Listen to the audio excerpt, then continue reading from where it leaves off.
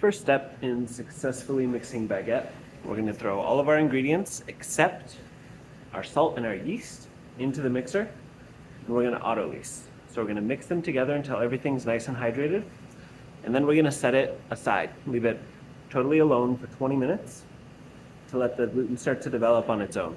This is going to help us reduce mix time and limit oxidation of the dough, which destroys flavor and creates that like cottony Wonder Bread kind of mouthfeel. So go ahead and close it. We'll do this only on speed 1. We're going to go for around 4 minutes for full hydration.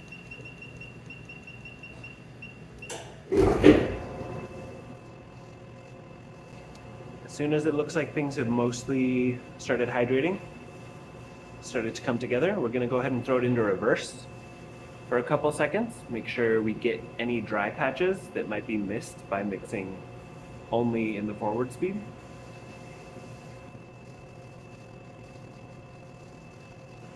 You can see we have the beginnings of some dough forming, so we'll go ahead and throw it into reverse.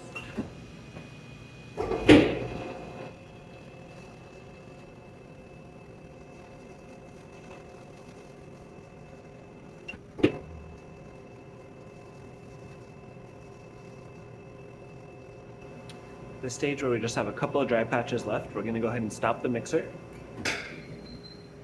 We're going to scrape down the sides, the breaker bar in the middle, and the top of the hook to make sure we get every piece of flour incorporated.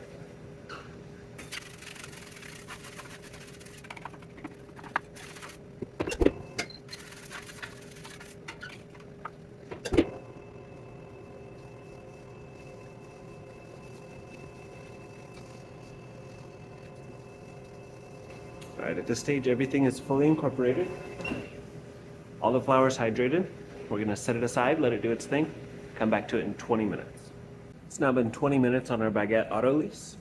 I've added the salt and the yeast and water too. We're gonna go ahead and close it. We're gonna mix for 2 minutes on speed 1, and we're gonna start with 2 minutes on speed 2.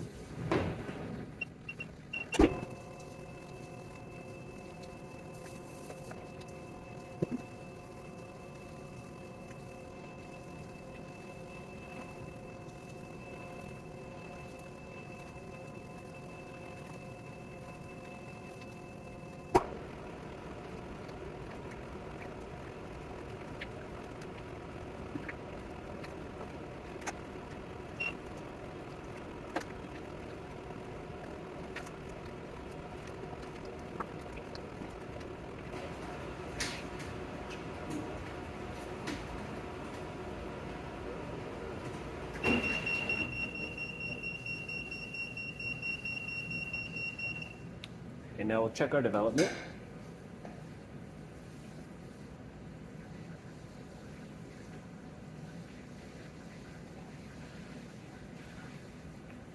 See, we can pull a window, but you still see a lot of these strings coming across. And if we try to pull it super clear, it tears pretty easily. It's a great place for this dough to be at, since we're going to give it a fold and it's going to sit overnight and continue to develop strength. So at this stage, we're going to pull it out. We're going to move it into a lightly oiled bin, no more than half full. We're going to temp it, and then we're going to pop a piece of tape on the side at the level so we can check the progress of our fermentation. All right, so here's our baguette after hour and a half, 2 hours almost, ready for its fold. So you can see it's risen above the line here about 50%. For the baguette, that's exactly what we want. I don't want you guys to focus too much on the times. Really, far more important than that is the fermentation level and the amount of rise that the dough is getting. So now that this is at 1.5 times where it was before, we'll go ahead and fold it.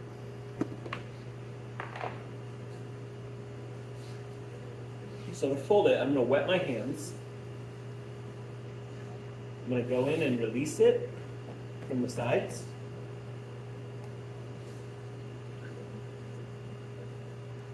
And then I'm going to pick it up from the middle and do what's called a coil fold, where I'm pulling this side underneath in a couple of turns here, and then I'll turn it around and do the same to the other side. So I'm going to stretch it up, far as it can go without tearing. Throw it down. Stretch it up again, throw it down. One more time to get the most tension in there, and then give it a flip. Do the same thing on the other side.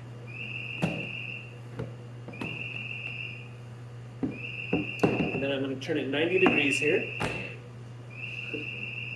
Do the same thing a couple times. And let it get back to its bulk fermentation. All right, so it's been at least 30 minutes since our last fold. Our dough, you can see here, is still not quite doubled, but getting pretty close. That's the perfect spot for this, since it's gonna have an extra long fermentation overnight in its non-final stage. So we wanna limit it on this side and not let it get double, 2.5, 3 times. We really wanna keep it kind of on the upswing through the whole process. So we'll divide it right here, we'll pre-shape it, then we'll put it into these bins lined with a Teflon liner. We're dividing it 300 grams. So we're going to put a little flour on the top. Tape it with a little bit of flour. We're going to release it from the sides.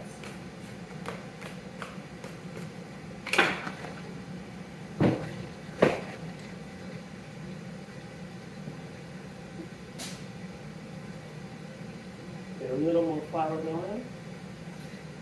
You don't want too much because it can cause holes in the center of your bread. You want just enough that it's not going to stick to it.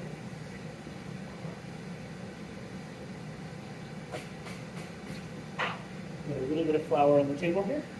Same situation. And a little pile in the corners. You're going to cut strips. Divide this dough into roughly fifths. The smaller the final weight, the more you'll divide it into. If I was going to do country loaf, I'd divide something like this into 4 because they're twice the size. But for these ones at 350 grams, 5 is perfect. And I'm going to place the first one over here. I'm just going to make sure I work through them in the order that I cut them. First one I cut will be the first one I pre-shape, will be the first one I finally shape. So it's important to keep everything nice and orderly.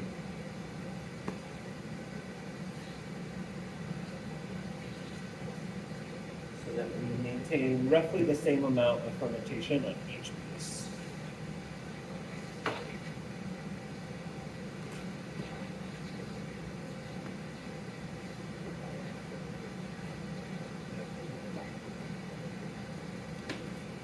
When you're dividing, you want to have as few pieces as possible into one loaf, right? So this is going to produce a better loaf than this. And this one with 1 piece extra, with 2 pieces total of cuts, is going to produce a better loaf than something with 3, something with 4, etc. It starts to compress the crumb and make the bread tough.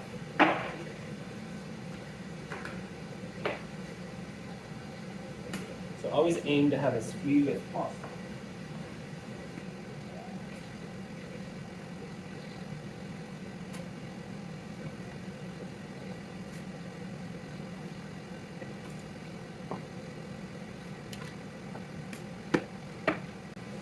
So now,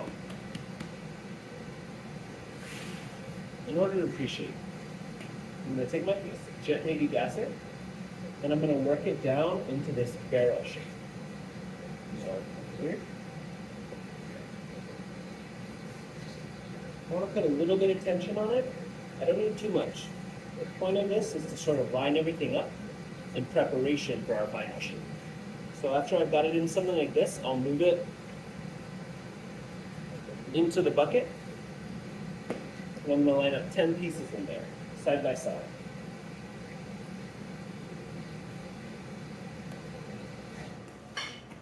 Broke my own rule about following the piece through in the proper order. I'm going to let that one sit for a second.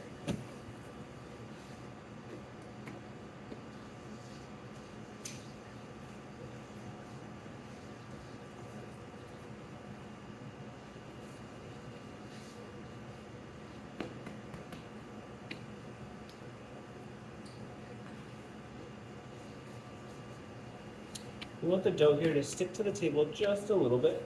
It shouldn't leave anything behind, but it should provide you with the opportunity to get just a little bit of tension in there.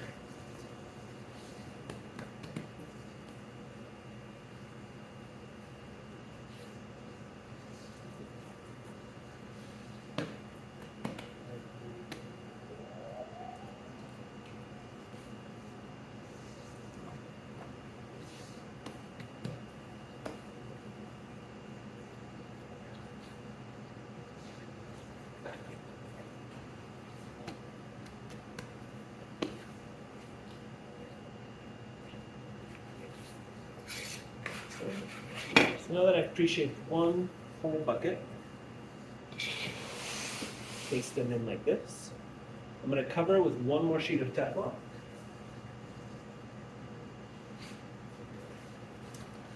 And then I'm going to move them into the Boreal overnight. All right, now our baguettes have rested overnight in their pre-shaped form, so we're ready to give them the final shape. I'll have grouped together some. Should look about like this. What we're going to do is put a little flour on top, tip them out, shape them, throw them into these couches over here with a little semolina.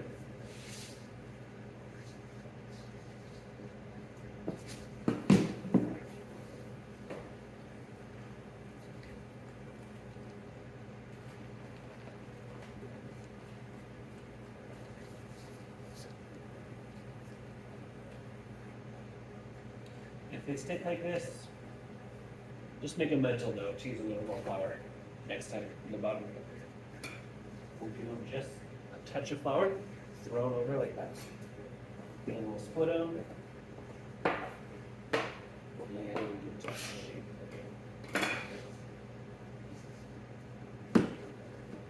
So, what we'll do, take a little bit of semolina over here. We're going to roll the baguette in it before we go into the couche.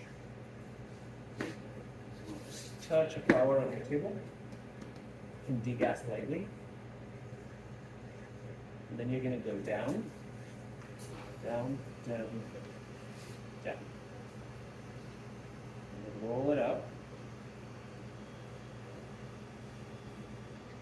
Roll it in the semolina. And into the couche, seam up.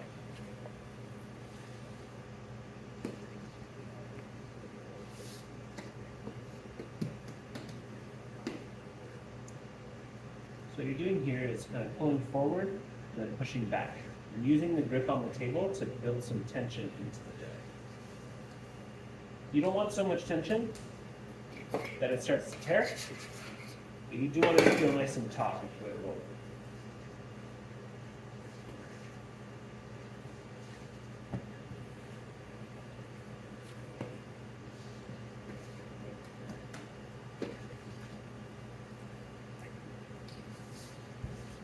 Should hear a little bit of gas bubble popping. Perfectly natural. Obviously, you don't want to take all the gas out, but a little bit's alright. A little more semolina down here. Flour. Keep on.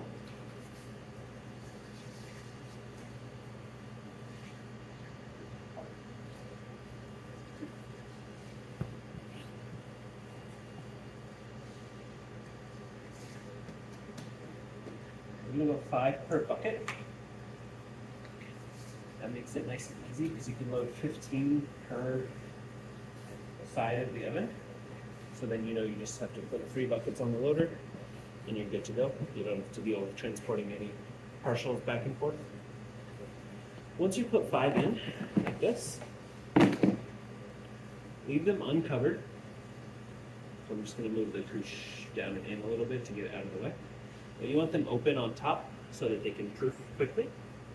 We're going to move these onto a rack, and then we're going to move them into the proof box. Don't wait until you've finished all of them. Start proofing your first couple loads after you've shaped 30 baguettes. Throw them in the proof box. They should take 20 to 30 minutes. And then you want to pull them out and you can start loading. If you wait till the very end, it's going to slow your whole morning down. Okay, a couple of common faults when you're shaping baguettes. First one would be going too long. Everywhere does it a little different, but that's not our baguette. Our baguette's a little bit shorter. You use this peel tape line as the appropriate length. You can see this is a full 2.5, almost 3 inches. Too long.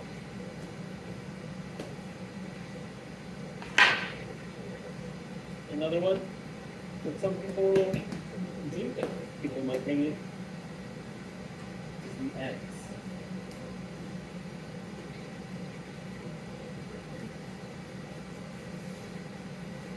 Our baguettes don't have tapered ends.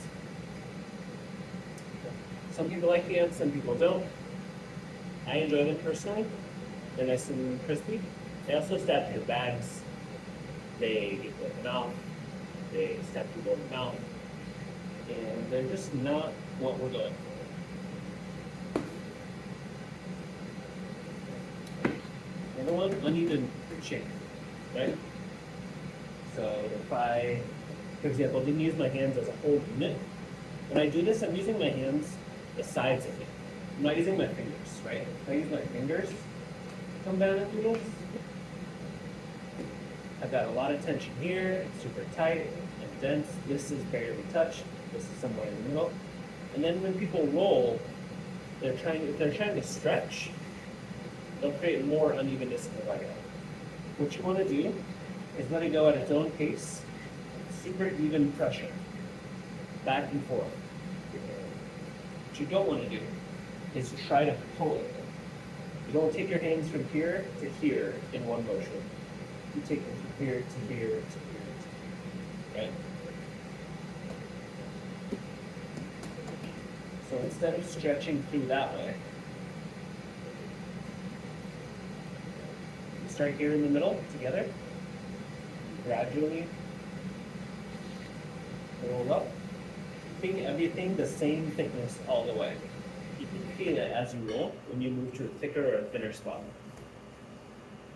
Pay attention to what you're feeling, especially as you're first learning to shape or trying to improve your baguette shape.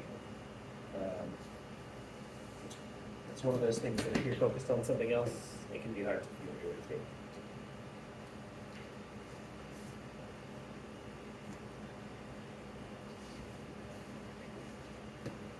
Just like that. All right, now that our baguettes are proof, the last step is to load them into the oven. So we'll take 3 trays here, 15 total. The easiest way to unload out of these is to fold together like this, grab the end, not where the bread is, but where it's scrunched up. You're gonna tilt, you're gonna pull this way while you pull your other hand this way.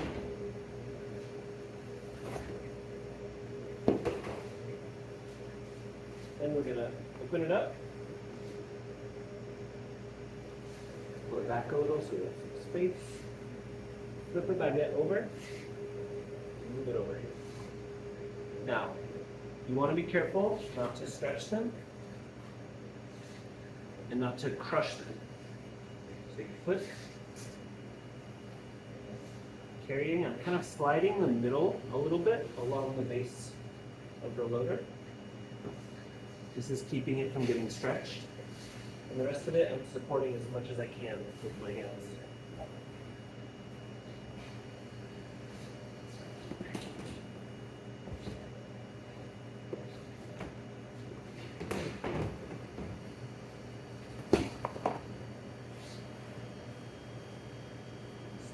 Here.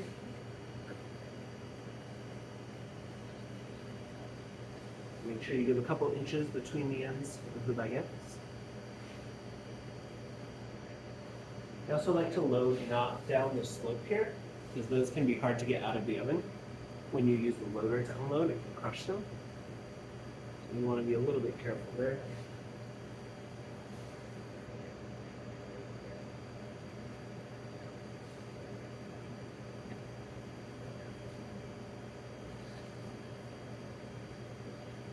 When they come like this, you straighten them up a little bit.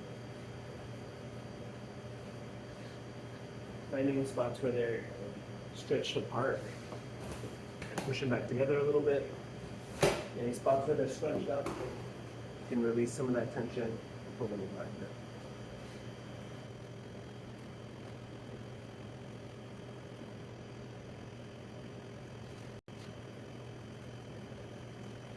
Okay, once you're all set up, now go ahead and score. When you score baguettes, you want your lamb at a 30-degree angle. You want to score the middle third of the baguette, right? Just the top, just down that center channel. And you want to overlap your scores by 1/3. So what that looks like, for 4 scores that, right?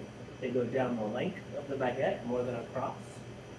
If they go across, they can twist open and start to look like weird sausages, kind of. So you want to go down the length of the baguette there, right in the center. So we have 1/3 overlap. That one's a little more than 1/3, but okay, yeah.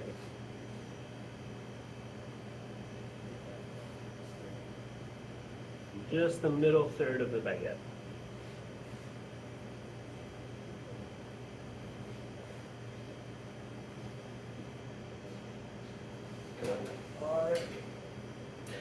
All set. We're going to load them in the second tech survey.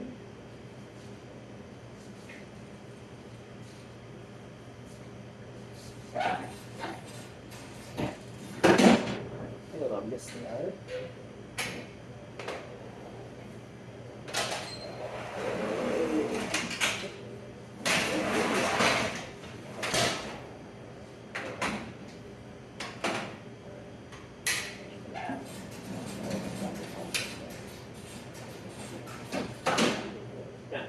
If you're loading 2 rounds, what you want to do is go ahead and steam them in between sets.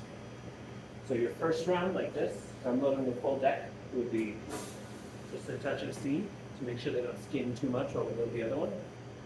And then once you're done with the full deck, you're going to really load the steam in. Hold it down until you start to see some steam coming out. You might hear a high-pitched whistle.